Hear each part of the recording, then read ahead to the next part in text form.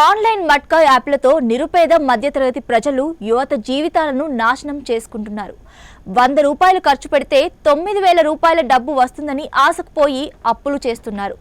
ఆ తర్వాత వడ్డీలు కట్టలేక రుణదాతల ఒత్తిళ్లతో ఊర్లు వదిలి వెళ్లిపోయిన వారు కొందరైతే అవమాన భారం భరించలేక జీవితం మీద విరక్తి చెంది బలవన్మరణాలకు పాల్పడిన వారి ఉదాంతాలు ఉన్నాయి. సత్యసాయి జిల్లా ధర్మవరం, కదిరి, పెనుగొండ, హిందూపురం, రాప్తాడు నియోజకవర్గాలలో ఆన్లైన్ మట్కా యాప్ల ద్వారా జూదం జోరుగా సాగుతోంది. ఇక ఏపీలో మట్కా కింగ్, సత్తా కింగ్ ఏపీ మట్కా, తిరుమల మట్కా, విజయవాడ మట్కా తదితర యాప్లు ఎక్కువగా చలామణి అవుతున్నాయి.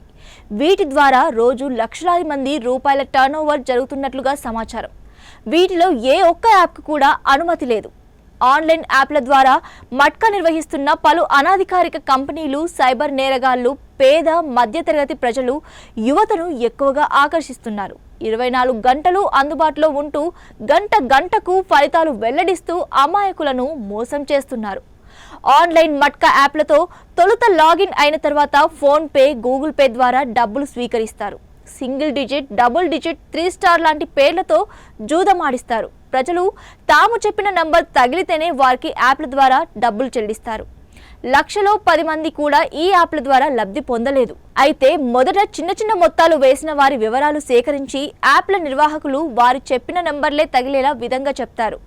నెమ్మదిగా వారు అలవాటు పడగానే జూదానికి బానిసయ్యే విధంగా మార్చేస్తారు. ఇక మట్కా జూదం మొత్తం ఆన్లైన్లోనే జరుగుతుండడంతో పోలీసులు కట్టడి చేయడం కష్టతరమవుతోంది. ఎందుకంటే జూదం ఆడేవాడిని గాని ఆడించేవాడిని గాని కనుగొనడం సాధ్యం కాదు. అయితే సైబర్ క్రైమ్ ఆధ్వర్యంలో ఈ ఆన్లైన్ యాప్లు ఇన్స్టాల్ కాకుండా వెబ్సైట్లను బ్యాన్ చేయడం ద్వారా కట్టడి చేసే అవకాశం ఉంది.